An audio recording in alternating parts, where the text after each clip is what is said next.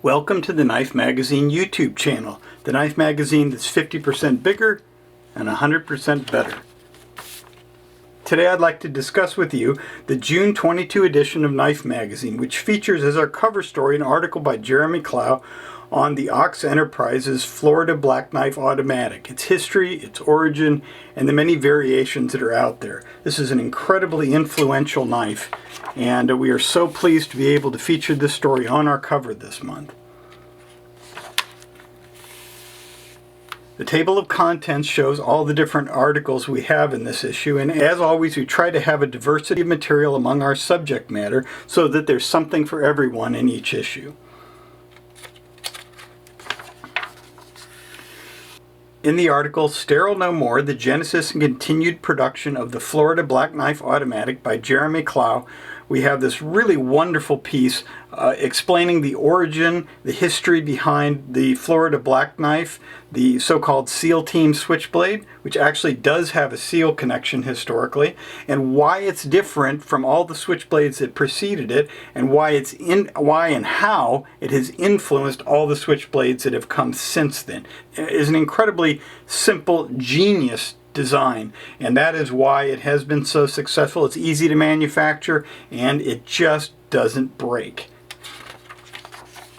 Among the many illustrations accompanying this article show not only how it works, but some of the very rare variations that have been produced along the way, and how to tell the difference so you know what you're looking for as a collector. Including, here's the packaging, some odd colors, examples with clips on the side, how they were engraved, and even more. The article continues on further pages. Knife Magazines really specializes in these incredibly long articles that deal with a particular subject and go into great depth with these subjects, so you can really come to understand why the subject of the article is so significant. To me, that's what really inspires a passion for these objects, to provide enough information that you can really sink your teeth into it. Another example of that is the article Cutting Edge Curiosities by Doug Growitz, who's a frequent contributor to Knife Magazine. One of the interesting thing about these knives is there are all hidden aspects to each of these knives. The first knife, believe it or not, actually has a hinge in the middle of the blade, so as the blade folds out, it then folds out a second time to double in length. Really incredible design, kind of, well, impractical I would think, and yet fascinating in concept. The next knife is an expandable blade folder of a known form, in which the blade doubles in length because part of it is contained in the handle, where it appears like a fixed blade knife. When it is closed, it in fact doubles in length when you open it the rest of the way. So the closed position is actually an open position in form. The third knife is a katar, a type of sort of a push dagger from India, and this one contains a second katar within the first katar. Really kind of a fascinating thing. Cutting Edge Curiosities is certainly an apt title.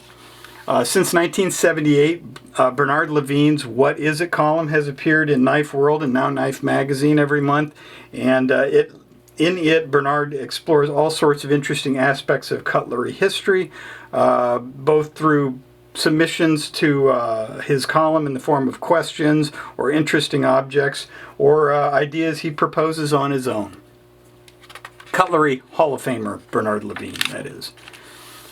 Jamin Brackett has written this wonderful article on Winkler knives, and Dan Winkler has his own history, which we go into in some detail.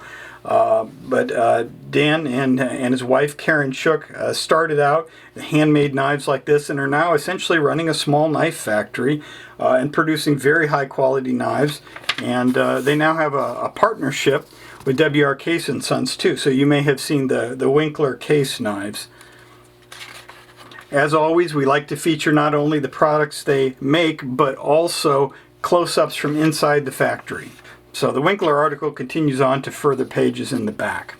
Matthew Parkinson, ABS Journeyman Smith, contributes a column to us every other month on thoughts and advice from the bench, which we call Turning the World to Dust. This particular one focuses on the aspects of a forged knife. What makes a knife forged? What are the qualifications for a knife to be forged? If you just hammer on it a few times, does that make it a forged knife? A very interesting article and something to think about and consider when you are selling your own knives, or whether you're purchasing a knife. What really constitutes a forged knife? How much does it have to be forged to be a forged knife?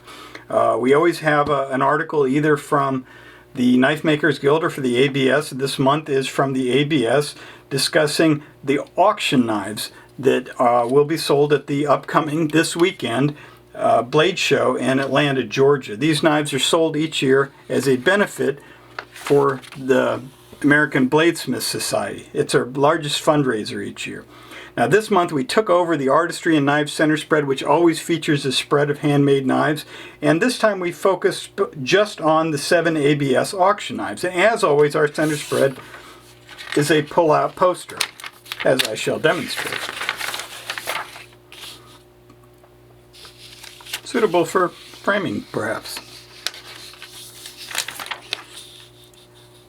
Knife news this month covers some of the new releases, including our YouTube channel. Oh wait, you're already there.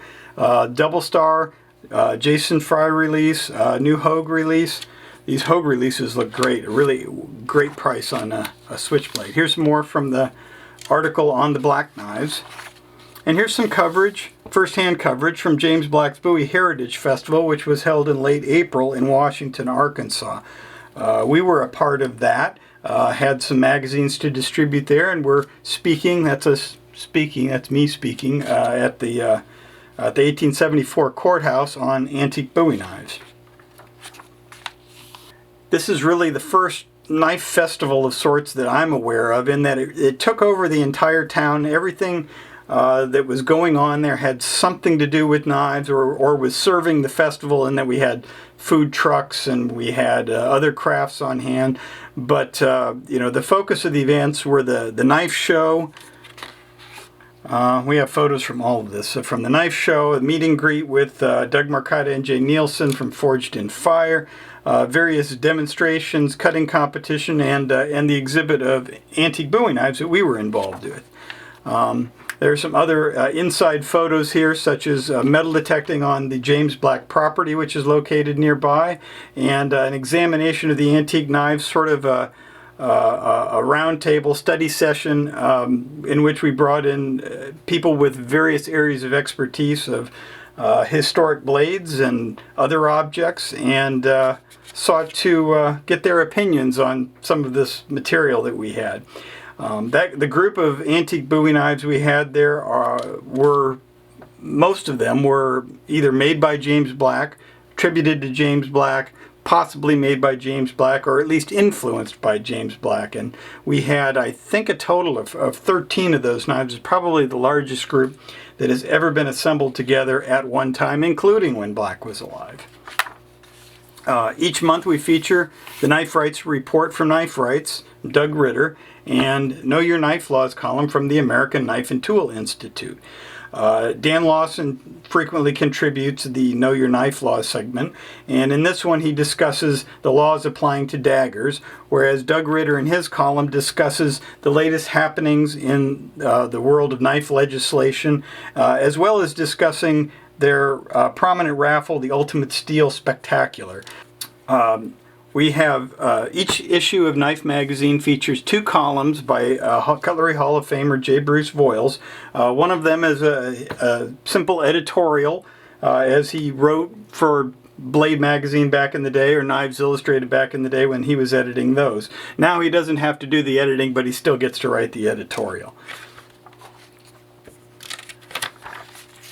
The other column that Bruce contributes each month is called Edgewise, and Edgewise focuses on the values of collectible knives. Various aspects. We move from one type of knife to another each month, or a different subject. And this month it's discussing the value of what he calls ugly stepchildren, meaning knives that are not particularly collectible, and yet they are still collected. Might be poor condition collectible knives, or inexpensive older knives that were never meant to be collected, or not typically of high enough quality to be collected. and yet people collect them. We'd like to thank our advertisers, as we do each month. WRK & Sons up in the front, QSP, M Custom Knives, Outlier Knife Company, which is a new company that has grown out of Double Star Knives. And of course, Jantz and Bluegrass Cutlery. Bluegrass Cutlery has occupied our back page for 30 years now. Events calendar. I like to say this is the largest events calendar in the cutlery world. That is not quite true, because the largest events calendar in the knife world is on our website. If you will go there, you will see the complete listing of knife shows that are coming up and other events like hammer-ins and that sort of thing. Or a festival, if we have a festival. Classified section. And then we're to, there's FlexCut ad. Sorry, FlexCut, didn't mean to leave you out earlier. Jantz Supply and Bluegrass Cutlery Company. And there you've had a look at the June 2022 issue. For those of you who do not have a subscription and are not familiar with our publication, if you are attending Blade Show, you can pick up a free copy of this issue at the Blade Show this year. We would encourage you to come by, do so, shake our hand, tell us about what you like in a knife magazine and what we can do to improve ours. Thank you for visiting the Knife Magazine YouTube channel. We hope to see you back soon.